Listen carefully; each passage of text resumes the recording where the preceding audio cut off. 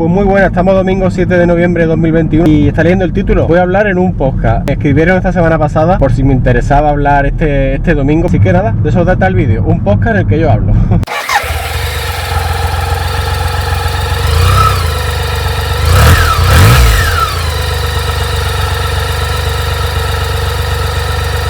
Un podcast, sabéis lo que es, ¿no? Es como un vídeo de YouTube, pero solamente con el audio, ¿no? Este podcast en concreto se llama Estado Civil Motero, se escucha en Spotify, al menos creo que en Spotify, no sé si hay más plataformas. ¿De qué vamos a hablar? Pues de qué vamos a hablar, de motos. Me han preguntado, ¿cuánto crees que durará la entrevista, entre comillas, lo que sea, ¿no? Digo, pues la verdad que no tengo ni idea, pero vaya, con lo que yo hablo, sería capaz de rellenar, yo que sé cuánto tiempo, solamente hablando yo, ¿no? Pero bueno, es que son muchos años ya encima de la moto y varias motos. Poquito más que contaros, se llama, repito, Estado Civil Motero, lo podéis escuchar en Spotify. Venga, aquí os dejo ya con el audio en este del podcast. Bienvenidos a un nuevo episodio del podcast Estado Civil Motero, donde hablamos de motos, aunque no siempre, y damos rienda suelta a contenidos sin guión establecido, para no variar. Así que ponte cómodo y disfruta de una hora de desvaríos. ¿Qué pasa, chaval? Señor Vampi, qué gusto verte ese careto que tienes. ¿Cómo estás, amigo? Bueno, dentro de lo que cabe no me puedo quejar más de lo que me podría quejar. Ando fastidiadillo con la espalda, lo típico de personas con cierta edad, pero bueno, cierta edad se puede decir entre comillas, porque no llego a la tuya. Te voy a decir una cosa que no quiero que te lo tomes a mal, ¿eh? Estoy mejor que tú, ¿eh? Bueno, yo quería comentarte una cosa, que resulta de que en el grupo de Telegram en su día alguien me comentó, oye, ¿por qué no le tiras la caña a este chico de Málaga que está restaurando una K75? Y digo, pásame el enlace. Le he hecho un vistazo a los vídeos que tenía en YouTube, la verdad es que me llamó la atención y me pareció interesante. Y desde entonces, no fui yo exactamente, sino que yo le lancé el reto a uno de los becarios que tengo para que se pusieran en contacto con este chico y bueno, después de un arduo trabajo en el cual hemos tenido que cuadrar agendas, de sobornos de por medio, etcétera, etcétera, hemos conseguido traernos a este episodio a Nacho. ¿Qué tal, Nacho? Buenas tardes o buenas noches, casi. Nacho, una pregunta que yo suelo hacerle a todo el que pasa por el podcast. ¿Dónde andas? Estoy en el salón de mi casa. Con dos cojones. La casa está situada en Bilbao, en el mismo Bilbao, porque tú tienes el mismo acento que yo. En el mismo Bilbao, pero si coges la F800 y tiras para abajo del tirón. Málaga. Claro, porque yo acabo de recordar que viendo algún que otro vídeo tuyo, hace mucho hincapié sobre las rutas que hay por Málaga, ¿no? Cómo se llega al parador tal, cómo se llega al mirador tal, cómo se hace la paella. Oye, eso de la paella que tantas veces comentas en los vídeos, ¿eso qué es? Hombre, paella, para los que nos movemos, nos hemos movido o hemos mamado lo de los rallies, pues son las curvas de 180 grados y ahí es por donde se junta todo el público, donde normalmente hay más fotos, más vídeos, más cruces de coches, en fin. Quien haya ido a los rallies desde hace 30 años, pues se acordará de las locas allí cruzándose en las paellas y bueno, pues... Hablando del que se ha visto el rally de hace 30 años, ¿tú qué edad tienes? Porque por la voz pues, se parece joven. Bueno, tengo la de Cristo. Cuando lo mataron, ¿eh? 33 ahora mismo, cumplo en marzo 34. Oye, ¿y tú te consideras motero o te consideras piloto, motorista, repartidor? Bueno, yo he tenido mi época de piloto de motocross desde el año 95 hasta el año 2000. En 2001 pues tuve que dejarlo porque mi padre falleció y bueno, pues ya yo no volví a montar en moto prácticamente hasta el 2010 aproximadamente, que mi madre, que también falleció, que desde aquí un saludo a los dos donde estén, un beso, pues me compró una moto motocross que todavía conservo. Que de hecho he estado poniéndola a punto hace poco para volver a hacer motocross, pero ya entreno, no profesional. Y bueno, pues realmente la moto siempre ha estado en mi vida, ¿no? Relacionado. Desde pequeño, ya con 2 años y medio, yo ya montaba en moto, con ruedines, moto de gasolina, nunca tuve de batería.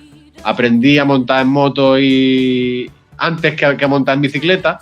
Y bueno, pues la moto siempre ha estado en mi vida, así que y desde entonces pues ya está, he tenido pues la Bultaco Frontera, que era de mi padre, que la sigo teniendo, la 370, 2K75, una Dominator, la de motocross y bueno, pues alguna otra que también me dejo. Interesante, tienes un buen currículum, ¿no? Se puede decir que naciste siendo motero. Sí, prácticamente. De hecho, en la K75 que he restaurado, que bueno, se dieron una serie de circunstancias por la cual esa moto volvió a mí. Esa moto la compraron mis padres nueva en el 87 y se vendió más o menos en el 92, que cuando nació mi hermana. Entonces yo esa moto pues ya se le perdí la pista, y yo cuando busqué una K75 para mí no pensaba que esa moto siguiese viva, ¿no? Entonces yo compré una K75 en 1991 que vendí en marzo de este año, porque ya recuperé la otra y yo la que quería conservar era la de mis padres, por supuesto. Solamente había en casa 2 fotos con que salía la matrícula de esa moto.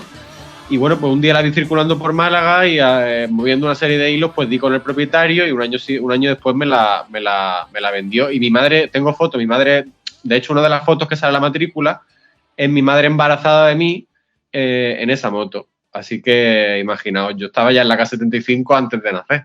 Cuando dices que la moto es una máquina que me he comprado, las máquinas tienen corazón, ¿qué quiere que te diga? Y tú acabas de decirlo. Acabas de demostrarlo, que no es algo más que hierro o aluminio, lo que quieras llamar. No. Para mí la moto supone muchísimo más que algo que te lleva al trabajo y de vez en cuando le echas gasolina o le cambia el aceite. Para mí la moto es desconectar de todo, pero no simplemente haciendo curvas.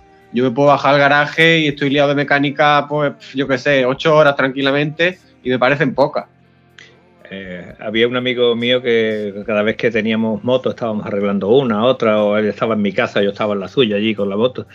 Y te estoy hablando de los tiempos de las Montesas, de las Capra y esto, ¿no? Y limpiaba la moto y la dejaba como si viniera, y me quedaba mirando y yo digo, Fernando, yo creo que si tuviéramos un Ferrari no nos llevábamos las horas mirando al coche como la hora que te lleva mirando a una moto. Una moto es algo distinto, es más pasional que racional, ¿no? Yo, pues, igual que la K75 esta, pues la Bultaco Frontera 370 que tengo era la que tiene mi padre. También tengo fotos de bebé en esa moto sentado en el depósito, o sea que son 2 motos icónicas en mi vida y que no pienso vender nunca, aunque llegue un momento que diga esta gente de ahí arriba que no nos dejan circular con las motos clásicas, es que me da lo mismo. Ya sacaré algo de donde sea para poder moverla, o la pondré en el salón de aquí de mi casa, o yo qué sé, pero es distinto. Y más las motos clásicas, y que supone un valor sentimental para uno, es distinto. La 370 esta es la azul, la MK11. No, la mía es la MK10, la que tiene el escape por abajo, más antigua. Ajá, sí, recuerdo aquel modelo. Claro, lo recuerdo porque yo aquel modelo era el que admiraba. Esa moto era de mi época de minicross, porque no podía coger esa moto, no tenía carnet, que yo para mí era impensable. La roja y amarilla y está restaurada como si estuviese sacada de fábrica, está nueva, vaya. Lo que yo siempre digo en los vídeos, es una moto que a día de hoy de motor sigue siendo un pepino, pero le falta, bueno, tiene lo de aquel entonces, los frenos y suspensiones de aquel entonces, los chasis de aquel entonces. Sí, con el inconveniente del tráfico que hay hoy. O sea que si tú te puedes lanzar la carretera, pero luego no la puedes parar si se te cruza un coche, claro. Una pregunta, ¿esa moto ya venía con los tambores cromados? No, son pulidos. Ah, vale, es que el siguiente, ya en modelos posteriores, ya venía con los tambores cromados, que Bultaco yo creo que fue la única moto que yo le conozco los tambores cromados, y ahí sí te daba, a pesar de ser un freno de tambor, te daba una mordiente importante. Bueno, no frena demasiado mal, sobre todo adelante. Lo que pasa, claro, es una horquilla de motocross enduro que tú, conforme tocas freno, clavas con los tacos además, y bueno, pues hay que tener cuidado por el asfalto. Esto sin hablar del consumo, ¿eh? Hablar de consumo en esta época ya es complicado, ¿eh? Imagínate dentro de 10 o 20 años cuando tú esta moto quieras decir, bueno, voy a darme una vueltecilla, voy a llevarla a un sitio donde se reúnan clásicas, alguna concentración, tal y cual. Bueno, yo qué sé, es complicado, es complicado. Bueno. Yo creo que te va a ser más fácil buscarte un taladro de batería y acoplárselo a la cadena para que por lo menos puedas dar la batería. Yo solo sé que la primera vez que yo cuando termino de restaurar, que dije, bueno, voy a darle una vuelta, voy a subir aquí arriba al mirador de Gibralfaro, ¿no? Le voy a echar 3 litros de gasolina. El mirador de Gibralfaro, para que os hagáis una idea, está a unos 4 kilómetros de mi casa. Digo, le voy a echar 3 litros de gasolina. Bueno, pues llegando al mirador de Gibralfaro, me quedé sin reserva directamente. Diste una valiosa lección express. En aquella época el ecologismo y eso no se tenía mucho en cuenta, ¿no? Bueno, y los decibelios tampoco. No, tampoco. De hecho, tengo una anécdota, porque la primera vez que fui a pasar el ITV, había un chico que era joven y bueno, pues empezó a agacharse, a mirar el basculante por abajo, el chasis por abajo, y le pregunté qué es lo que buscaba.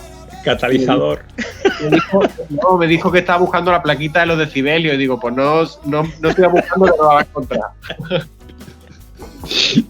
Yo le hubiera dicho en ese momento, esto no es ni euro. No. Ya ves, se matriculó en noviembre del 76, así que olvídate. Yo recuerdo de crío, de que lo típico de que nos reuníamos los chavales allí en la aldea, ¿no? Con los amigotes, con las bicicletas. En aquel entonces todos con bicicletas porque no teníamos ni edad de moto, ni teníamos moto, no teníamos acceso a moto, ¿no? Pero sí que venía el tío de un amigote nuestro que venía desde Valverde hasta la aldea en su moto y venía todo por camino. Y en aquel entonces no sé si era una Montesa o era Bultaco, no recuerdo qué moto era. Pero esa moto la escuchabas tú venir desde lejos. Joder. Y cuando llegaba allí todo el mundo nos acercábamos a la moto para decir, hostia, qué guapo aquello con dos amortiguadores, con el escape por abajo.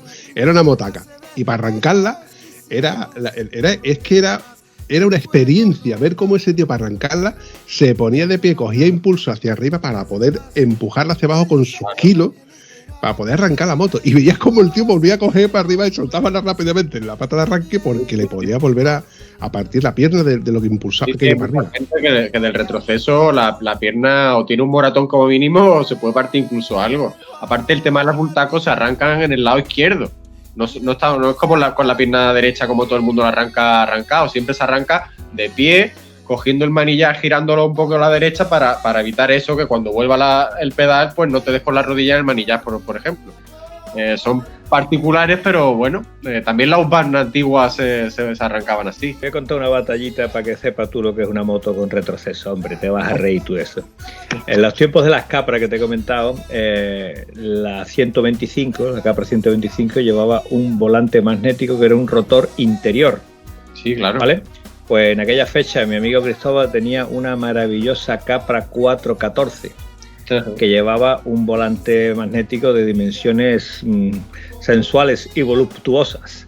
Entonces este hombre dijo, hombre, si le metemos el volante de la 125, la moto va a subir de vuelta más rápido. ¿Te saca el pistón por la bujía, no? No, la moto no se rompió. No. La pierna de Cristóbal fue lo que se rompió.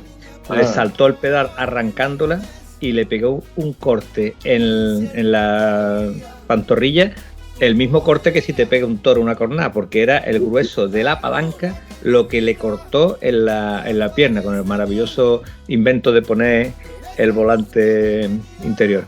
También te digo que ese mismo volante rotor interior se lo hicimos a mi maravillosa 360, que tenía todos los transfer agrandados y pulidos. Y nada, se lo quité porque primero no tenía toma de corriente, no podía tener luz. No tiene luz.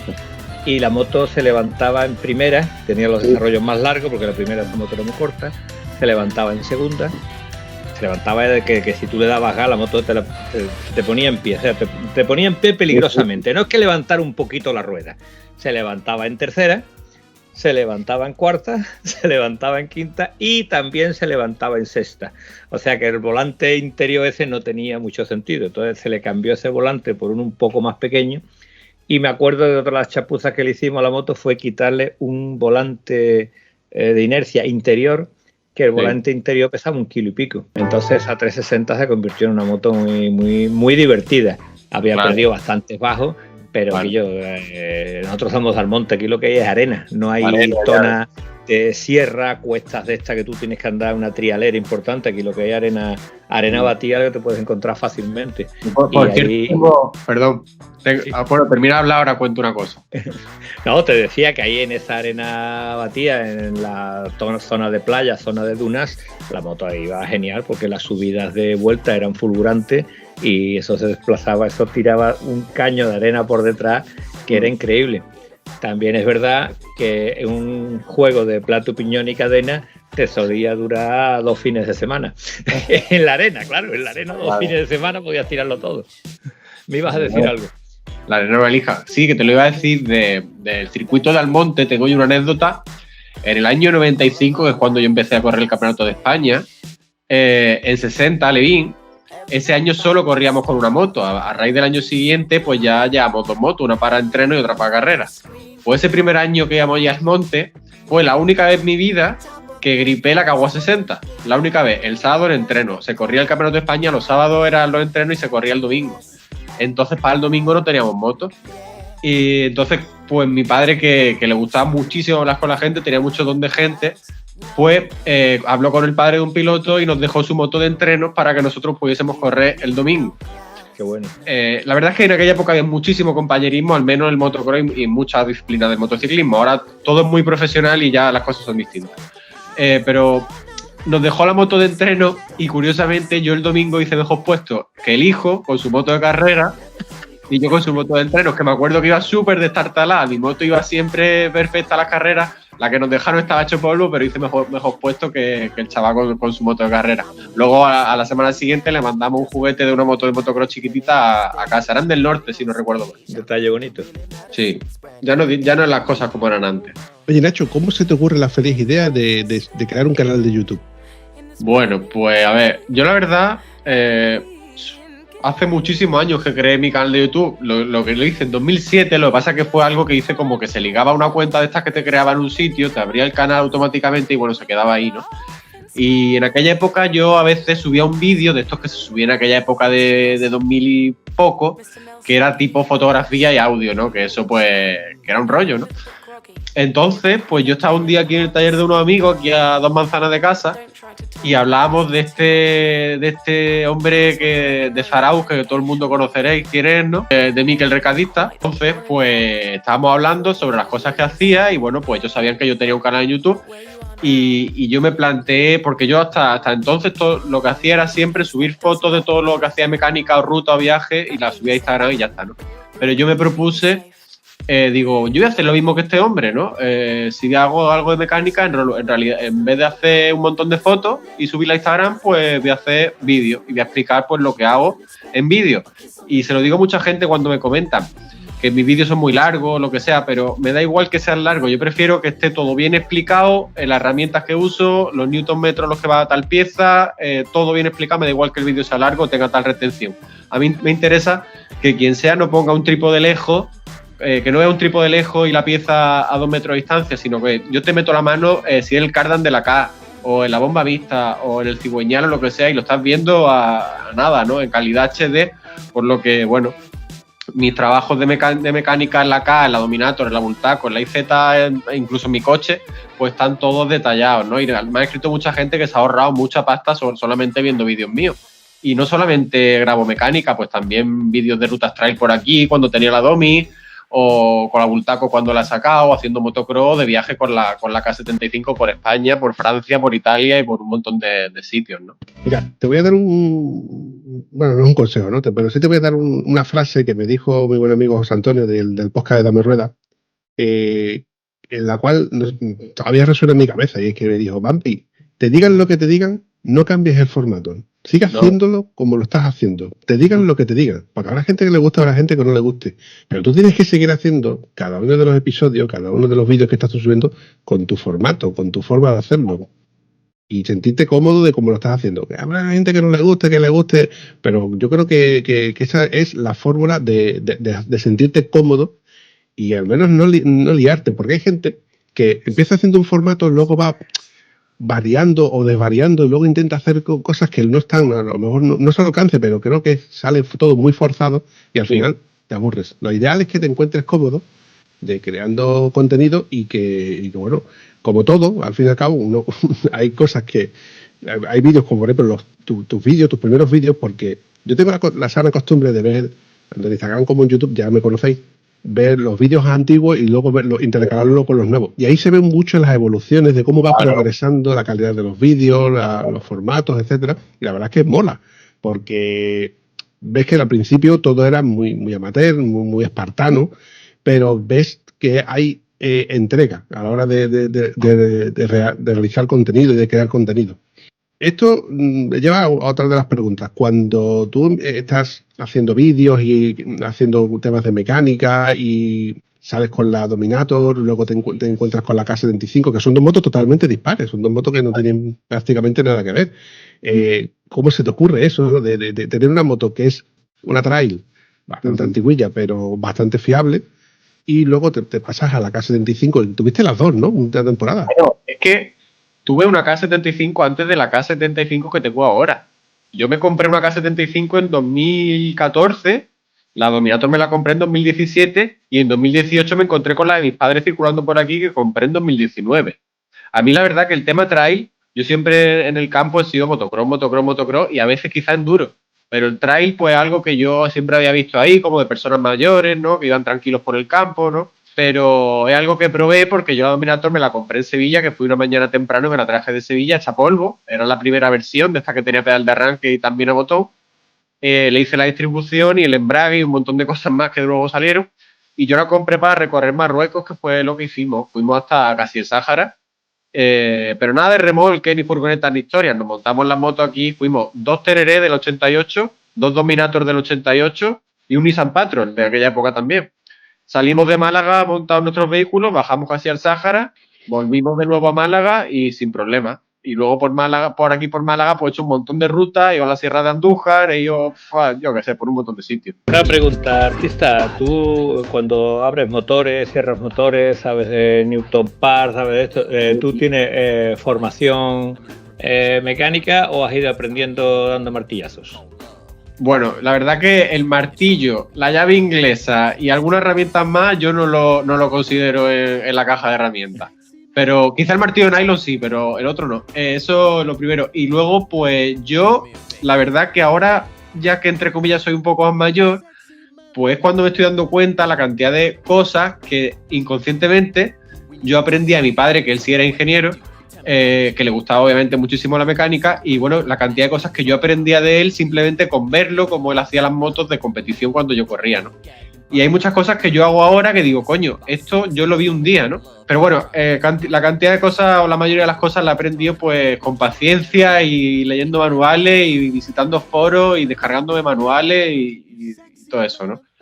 Yo creo que así es como se aprende. Al final, yo lo digo en los vídeos. Tú puedes ver un vídeo de una restauración, por ejemplo, la mía de la K75, que son más de 100 capítulos, que hasta que tú no estés delante de la moto y te plantees desarmarla, no es lo mismo. Tú puedes verlo muy bonito en un vídeo, aunque esté muy bien explicado o lo que sea, que hasta que tú no estés delante de la moto, tú no aprendes cómo se hace. Se lo digo a todo el mundo, ¿eh?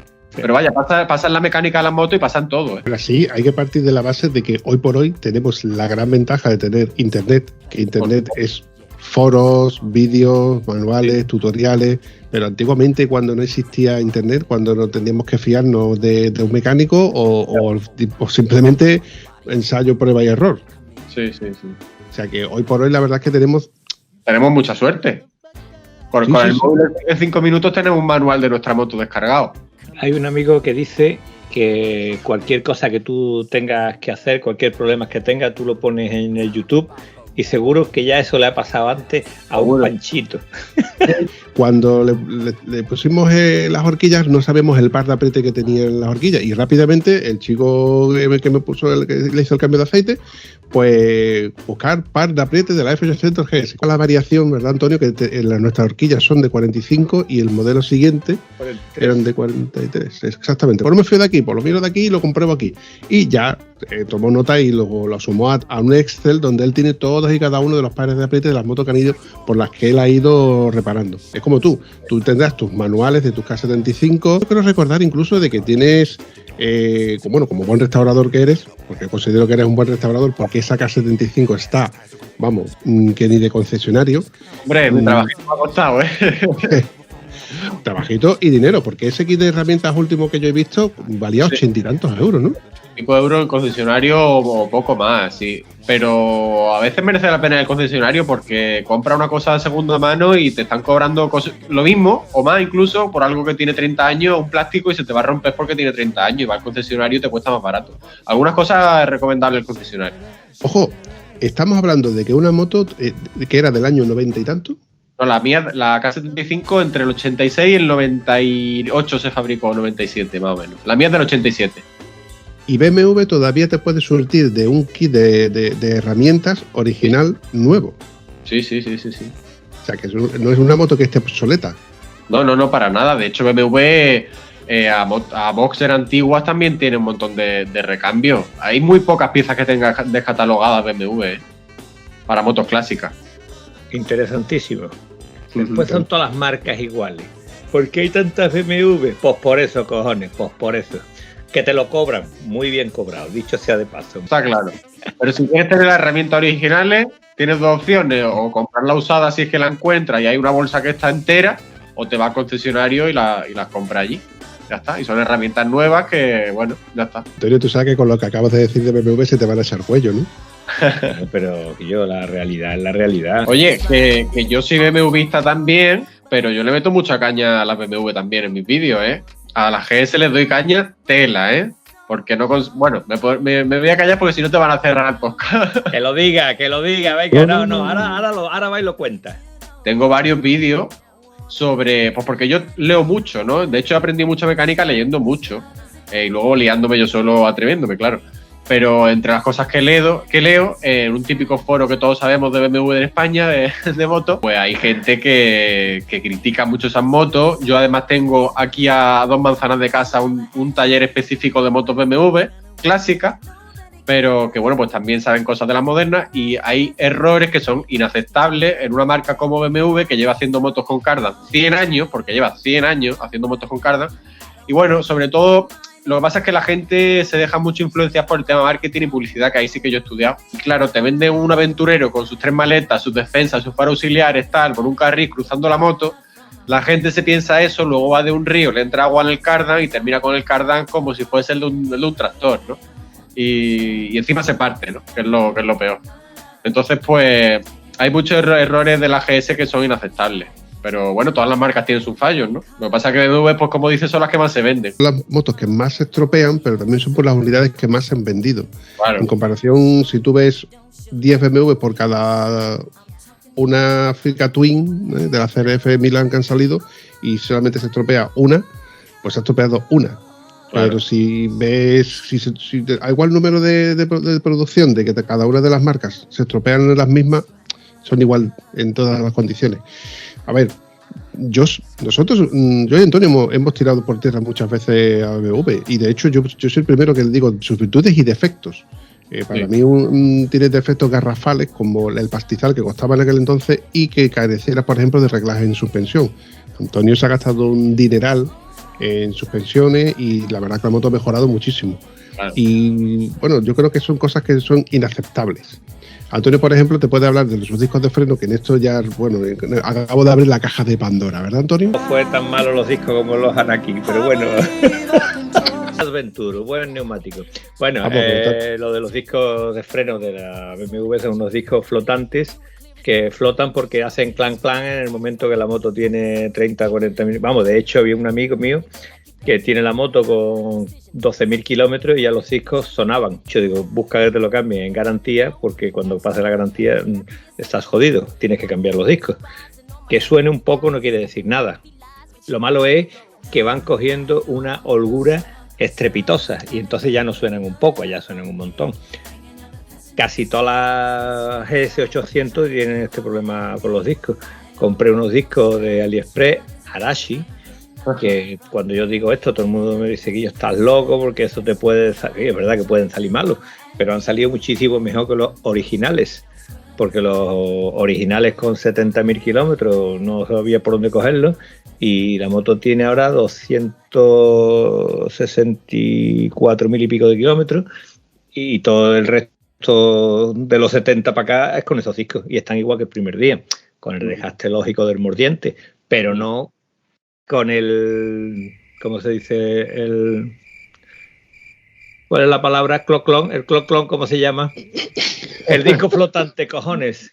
No con el flotante en unas condiciones de una holgura que dice que esto no puede ser. Frenes la moto, la empujes para adelante y se mueva la moto 1 centímetro para adelante y 1 centímetro para atrás por la holgura que tiene el tema de los discos flotantes, ¿no? Es penoso. Que es lo que yo decía antes de que lleva BMW 100 años haciendo motos con cardan. Es que ese problema que yo no lo sabía de la F800 GS, tuya vuestra, lo tenían las K100 RS 16 válvulas hace 30 años.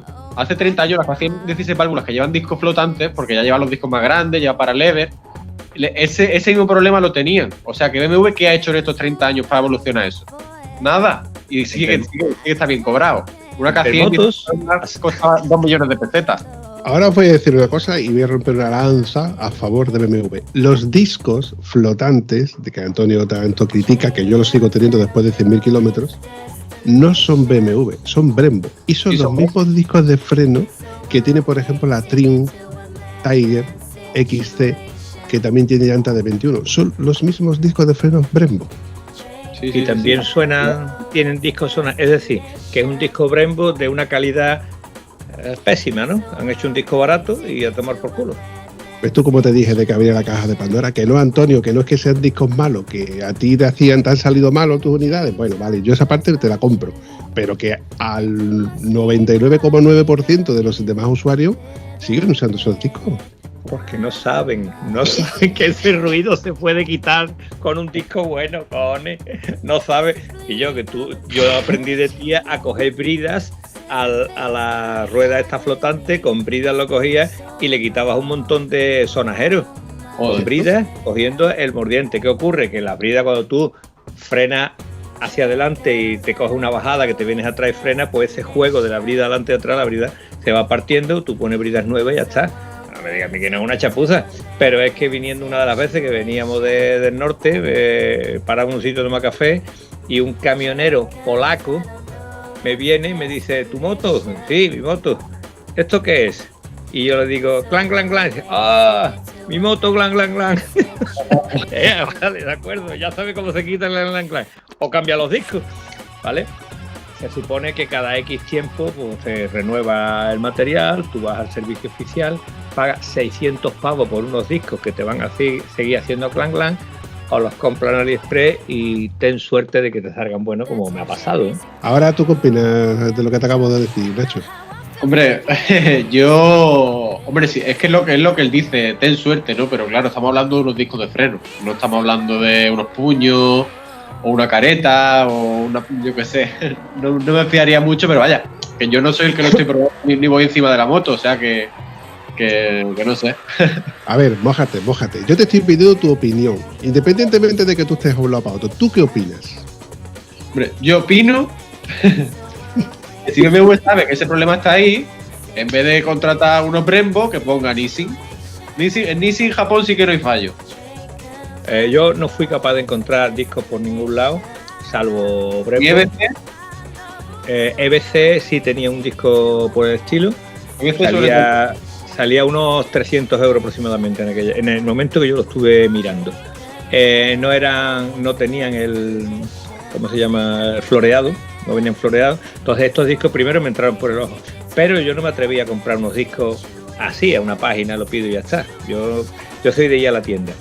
Pero mire usted por dónde, en una ruta me encuentro un tío con una CBR con esos discos puestos.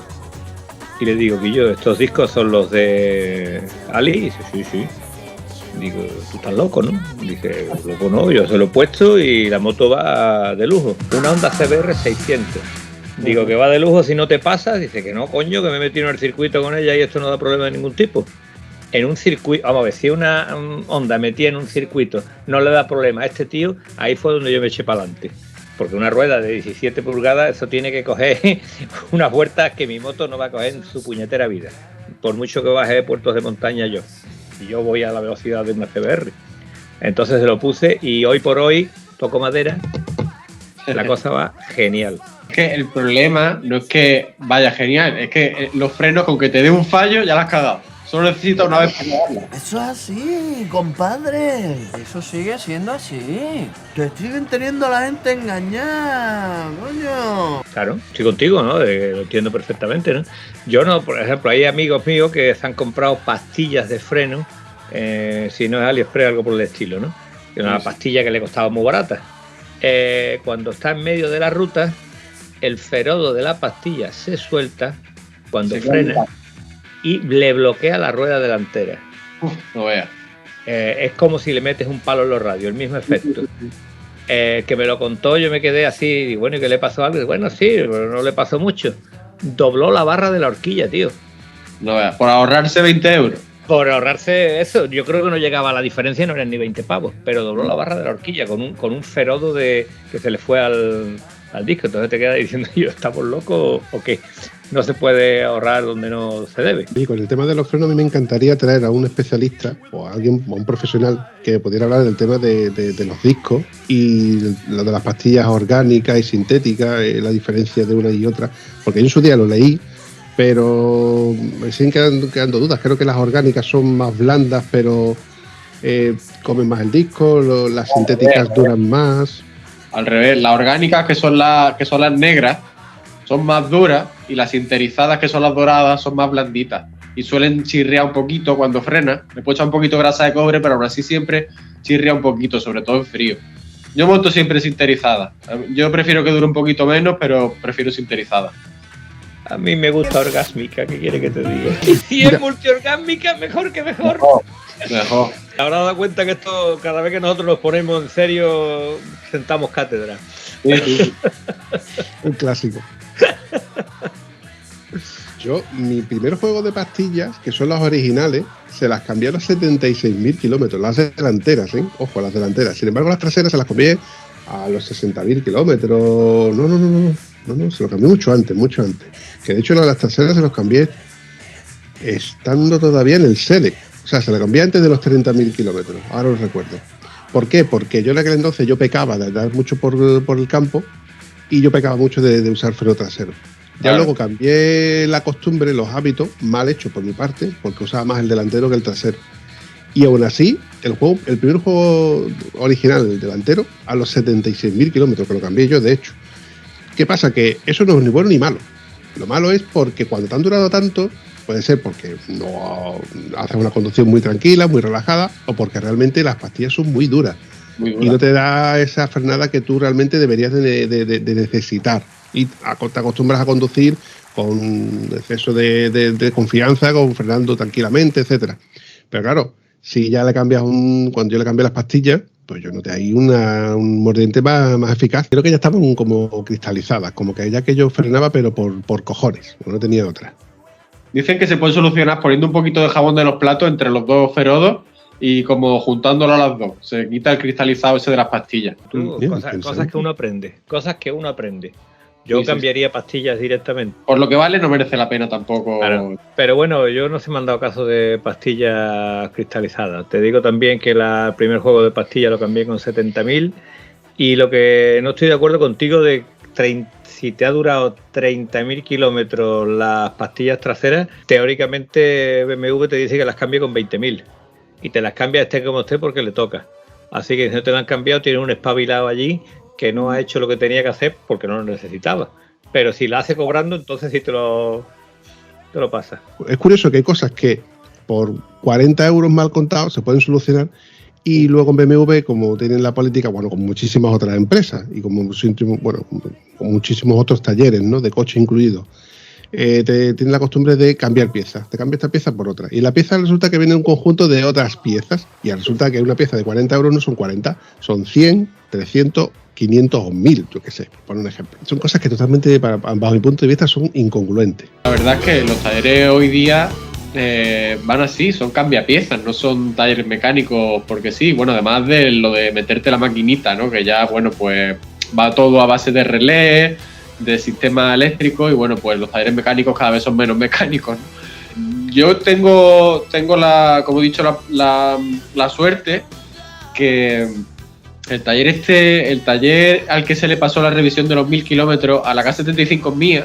que está aquí a 2 manzanas de casa, sigue abierto. Es un taller que ya ha abierto 40 años y que solamente toca motos BMW clásicas. Las tocaba nuevas en aquella época, ahora toca motos BMW clásicas. Ni tiene ordenador, las cuentas las hace en una libreta y es un taller de verdad, no es un cambiapiezas, ¿no? Te reparan la moto.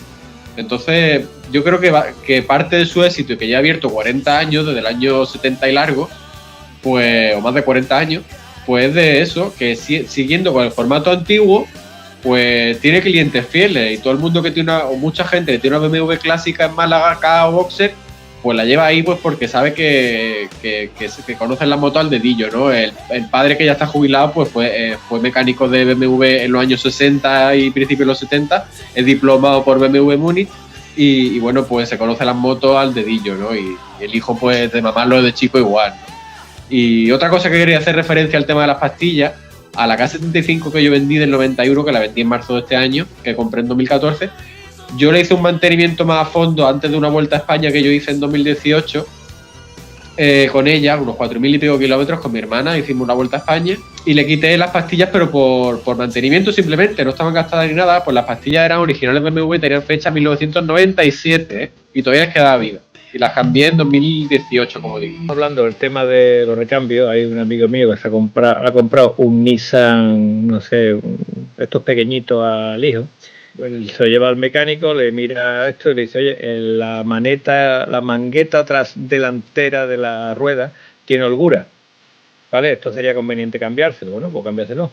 Entonces este hombre lo pide no por Nissan, sino por el mercado anexo a esto, y dice que el coche es nuevo y no tienen esa pieza.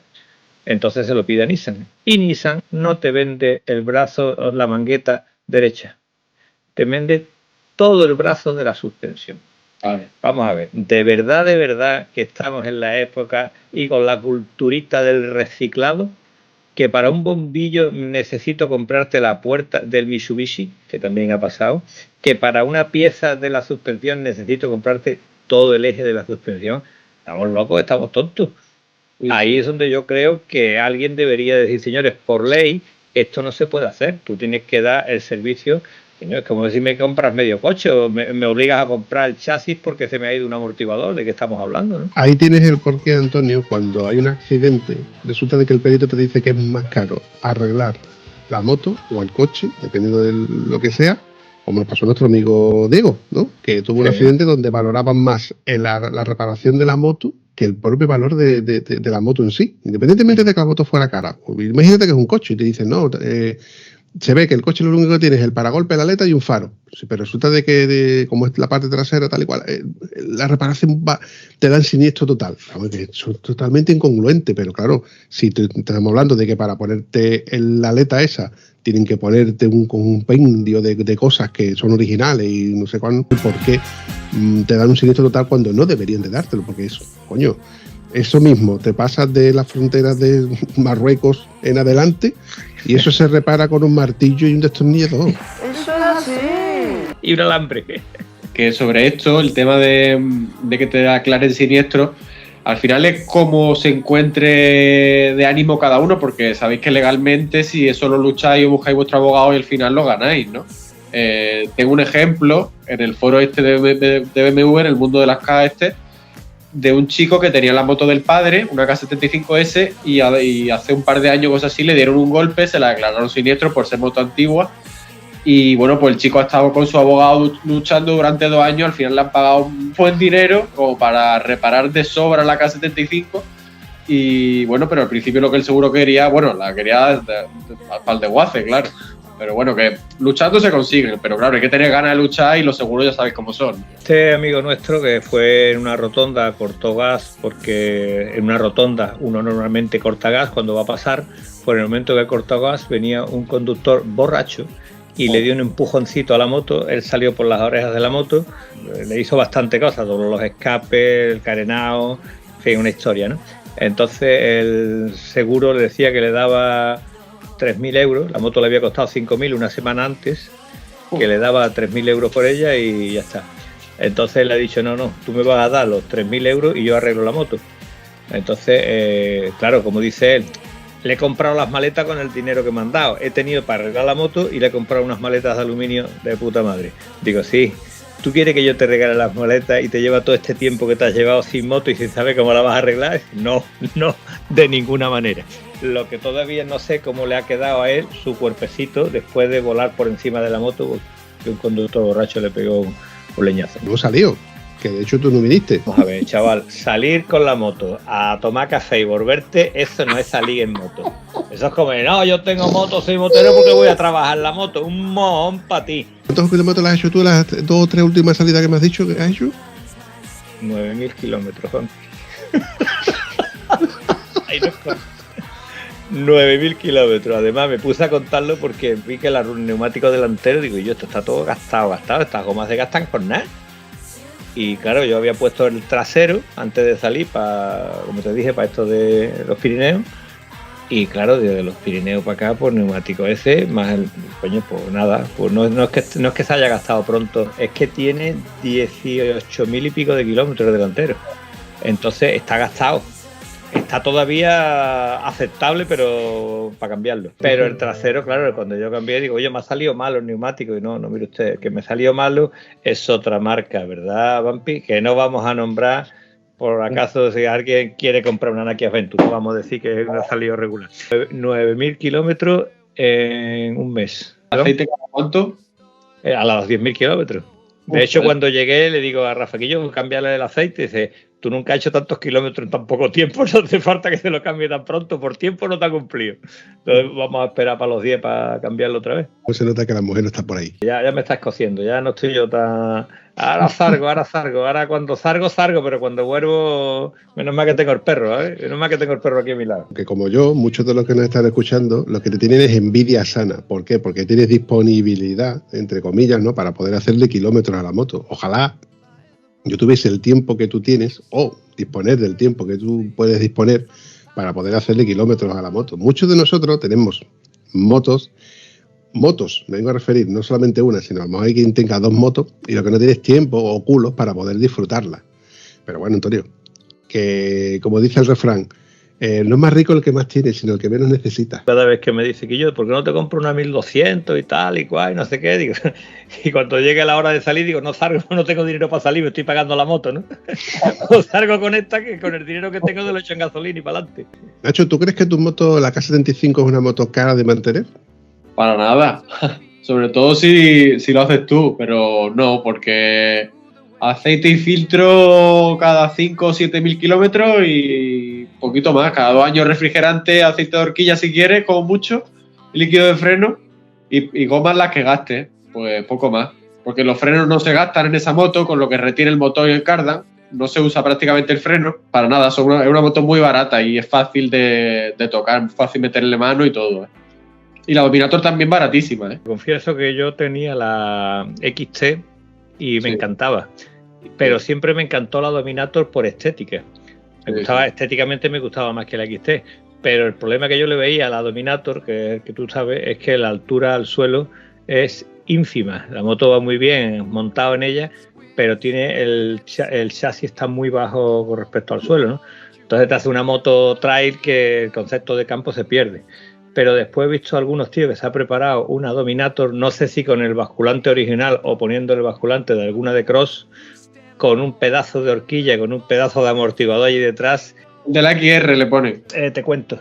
Ese es un engendro que ya tiene una pinta. Pero mi amigo, que también conoces tú, mi amigo Antonio Abad, tenía una XR, que es el basculante que le pasan a la Dominator, y le puso el basculante de una 250 de motocross. Por lo cual esa moto ya no se queda en 1.45 en 3 eje, que es una medida muy pequeña para una XR, ¿no? Había aumentado bastante su distancia en 3 eje, pero andaba aquello que daba miedo. Te hablo para utilizarla en circuitos de arena donde la ¿cómo se dice? La maniobrabilidad no es tan importante como la estabilidad. Son dos palabras que no me salían. Entonces, tú quieres maniobrabilidad, un basculante corto te va muy bien. Pero cuando tú quieres estabilidad y en recta y con badenes y con historia, el basculante más largo le daba un aplomo a esa moto que iba genial, iba realmente bien. Pero aún así la Dominatoria muy bien en campo, ¿eh? Yo la admiro, me ha encantado siempre. A mí, de hecho, me puso palote desde el primer día que salió. Y salieron varios modelos, porque yo recuerdo de las que tenían los intermitentes en el carenado, luego los tenía por fuera a la altura de los faros y cosas así. Sí. La mía era la primera que sacaron. La única que sacaron con pedal de arranque era la mía. También arrancaba, pero también tenía el pedal de arranque. El pedal de arranque está muy bien porque una vez me quedé tirado sin batería y volví a casa así. O sea que yo que no concibo salir al campo si no ya es pedal de arranque. Solo hay una Dominator que era para haber cogido el diseñador y como mínimo haberle dado una paliza. La verde. ¿La verde? Una verde y rosa chillón que eso daña la retina. Sí. En una ruta había un chico con esta moto y digo, tiene cojones, la moto más bonita de la historia, y en vez de meterla en el rojo o en el negro, va y me la ponen en un verde y un rosa que eso daba, vamos, dolía la retina de mirarla. De principio de los 90, por ahí, sí. Honda en aquel entonces hacía cosas muy buenas, porque creo recordar que por aquella época tenía, por los 90, tenía la Dominator, tenía la Africa Twin, que era una 7,5, tenía la Varadero, la Transal. La Transal, exactamente. O sea, que tenía en muy pocos sitios tenía 3 motos, tenía un monocilíndrico, un bicilíndrico, tenía 2 bicilíndricos, uno 7,5, otro 600, que luego pasó a 700, quiero recordar. Tenías motos que tú puedes decir, lo mismo puedo tener una moto que es polivalente, coño, tenía hasta la XR, que acabamos de hablar, tenía la XR600, la 650 en monocilíndrico, la Dominator en monocilíndrico, la Transal, que era bicilíndrico, también teníamos la Africa Twin, que era bicilíndrico, si mal no recuerdo, también en V. Con los mismos motores de la Dominator y XR también sacó un montón, la XL, luego posterior la FMX, la SLR, la Vigor, sacó un montón con el mismo motor. Ese motor es eterno, ese motor lo hizo todo el mundo. Mientras tenga un poco de aceite, ese motor te lleva al fin del mundo. Yo tuve una XL650. Ya ves. Que era una moto, era americana, venía con motor de arranque, era una Dominator en el chasis de una XR. Iba muy bien, pero en el circuito de arena, tío, eso sí iba al suelo. ¿Cómo es para eso? Eso para rally iría bien, pero para un circuito de arena eso se iba al suelo. Te ibas al suelo sí o sí, porque las inercias de la moto no te permitían errores. De ahí pasé a una Husqvarna 610 y eso ya sí eran palabras mayores, eso ya iba allí como un avión. Las Dominator que estén bien conservadas y que evidentemente físicamente se note que estén bien cuidadas o bien restauradas, están cotizadas, ¿eh? Todas las clásicas que están cuidadas están cotizadas simplemente porque son motos muy duras, baratas de mantener, que no pagan sello del ayuntamiento, el seguro es muy barato y son motos que simplemente no se van a fabricar nunca más. Nunca más se van a fabricar la Vespa Primavera, ni la Dominator, ni nada. Hoy mismo he visto casualmente una Super Teneré 750 del año 90 y pico, no me acuerdo qué cuánto era, y no tenía restauración hecha, aunque sí se veía que estaba muy bien conservada. Es 3.000 euros por ella, ¿eh? Sí. Y los puede valer. Yo te doy la opinión que me respete la gente que no sea de Honda. Yo pienso que en aquel 80, 90 Honda estaba por encima del resto de marcas. Sí, no, estoy totalmente de acuerdo. Del mismo modo que Kawasaki, por ejemplo, se quedó muy atrás. Kawasaki tenía la Tengai, tenía la KLE y la KLR, y ya está. Y la Tengai desapareció prácticamente porque le hicieron muchísima sombra las Africa Twin y la Super Teneré. Bueno, la Yamaha tenía la Super Teneré y luego tenía la Teneré, que era el monocilíndrico en 600 y luego creo que fue un 660, ¿no? 60, sí. Pero yo que Honda, no solamente por modelo, sino por calidad de fabricación. Yo creo que calidad Honda siempre está un poquito por encima del resto de marcas, incluso japonesas. Por aquel entonces también Suzuki tenía las Suzuki. Y antes que la DS, la Jebel. Sí, la DR650 Jebel, que tenía el guardabarro blanco y azul. Sí, había en 600 y 650. 600 que con tambor atrás y la 650 ya tenía disco atrás. Ya que estáis contando batallitas y habéis nombrado todas las maravillosas Honda en toda la gama, os habéis saltado las VF. Las maravillosas VF 7,5. Eso era un emblema. ¿El trail? No, de trail no, quítale el trail. Porque has nombrado todas las motos, pero es que en aquella fecha la VF, yo creo que era la moto por excelencia. Todos los motores en aquella fecha eran de 4 cilindros, pero Honda sacó el motor en V y dio un pelotazo importante. Lo mismo que había dado el pilotazo con todos los motos que habéis nombrado antes, ¿no? Es que Honda también hizo una apuesta ahí con las VFR, con lo de la transmisión en cascada por piñones, en cascada, una historia que tenía que funcionó muy bien. Ha funcionado muy bien hasta no hace mucho, que ya han vuelto otra vez con la distribución por cadena. Pero esos sonidos y esos motores, bueno, todo el mundo ha hablado muy bien de ellas. Y son motos que hoy en día también están cotizadas porque están muy valoradas, son motos muy bonitas. Porque estéticamente, creo que era a la NR de circuito, a las RC36, RC30, bueno, eran prácticamente hermanas, o compartían muchas partes, pero ese basculante por brazo, con los tornillos a la vista, eran muy bonitas, eran motos muy bonitas. Motos que también, la típica moto que la veías en los pósters puestos de las habitaciones de los críos. Pues la de los pistones ovales. Una obra de ingeniería. Eso era una preciosidad imposible de mantener. Bueno, chavales, pues yo creo que ya tenemos una hora de episodio, que creo que la cosa ha ido bastante bien. Antes de que se me olvide, Nacho, ¿dónde podemos encontrarte? Pues siempre yo procuro hacer una buena descripción en mis vídeos en las que al final siempre pongo todo el tipo de forma de contacto, desde Facebook, Instagram, que lo uso prácticamente a diario, siempre estoy subiendo alguna historia, lo que sea, en Instagram siempre mi nombre es Nacho AKBS1, que por cierto aprovecho y digo, Nacho obviamente es mi nombre, AKA, siempre me pregunta la gente dónde viene esto, ¿no? Y pienso que ya está bien que lo aclare. AKA significa also known as, que es también conocido como, se suele decir siempre en un poquito guiri esto, ¿no? Y BS1, pues está mal decirlo, ¿no? Pero todo el mundo tuvimos una época que a lo mejor pues pintamos las paredes e hicimos cosas, ¿no? Y bueno, pues esa es la historia, ¿no? Así que de ahí viene mi nombre. Y siempre pues eso, en Instagram, Facebook, Twitter, lo que sea, siempre Nacho AKBS1, incluso en los foros que estoy registrado, siempre me llamo igual. Oye, una pregunta. Sobre tu canal de YouTube, ¿cuál es el vídeo que más visitas tiene? Pues el que más visitas tiene, curiosamente, no es de estos últimos con vídeos que hago. Es remontándonos bastante atrás, cuando yo hacía vídeos de mecánica en la IZ, pero esos vídeos simplemente eran de fotos. Hay vídeos que tienen más de 200.000 reproducciones o tienen muchísimas, pero porque es que en aquella época, cuando yo lo hacía, 2010, 2009... Es que no lo hacía nadie. Entonces, pues, cuando tú ponías mecánica Yamaha y Z, lo primero que te salía era mía. Y esos vídeos tienen un montón de reproducciones. Pero también los vídeos que hago, por ejemplo, el de qué me gusta y qué no me gusta de la Honda Dominator, pues tienen muchas reproducciones, pues porque es que nadie tiene más vídeos que yo de una Dominator en YouTube, nadie. Ni de una K75, ni de una multa con frontera, nadie. Pues lo dicho, para mí ha sido un placer encontrar a Nacho, que la verdad que ha sido una sorpresa el montón de contenido y cosas que nos ha contado. Y Nacho, ¿tú cómo te lo has pasado?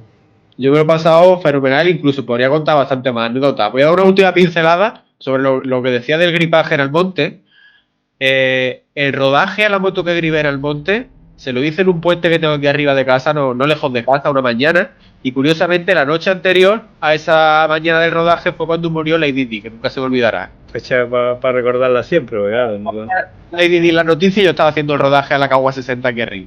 Bueno, Nacho, me gustaría que, así como yo voy a ver los vídeos tuyos de mecánica y esto, porque la Dominator es una especialmente que me gusta, creo que tú deberías de ver más vídeos de los nuestros, porque la palabra cuando tú dices cómo ha quedado esto, no es lo he pasado fenomenal. Que tú eres de Mágala, chaval, de Mágala. Se dice que bien mal ha pasado, chaval, que no te enteras. Muy bien, muy bien.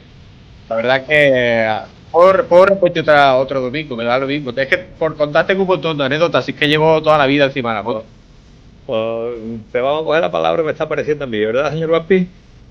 Mira, yo suelo decirle a todos y cada uno de los que pasan por el podcast que lo más probable es que en un futuro podamos repetir episodios, porque normalmente suele haber contenido, suelo crear alguna otra cosa que nos pueda decir, oye, pues voy a llamar a Nacho que acabo de encontrar esto y a lo mejor podemos crear otro contenido.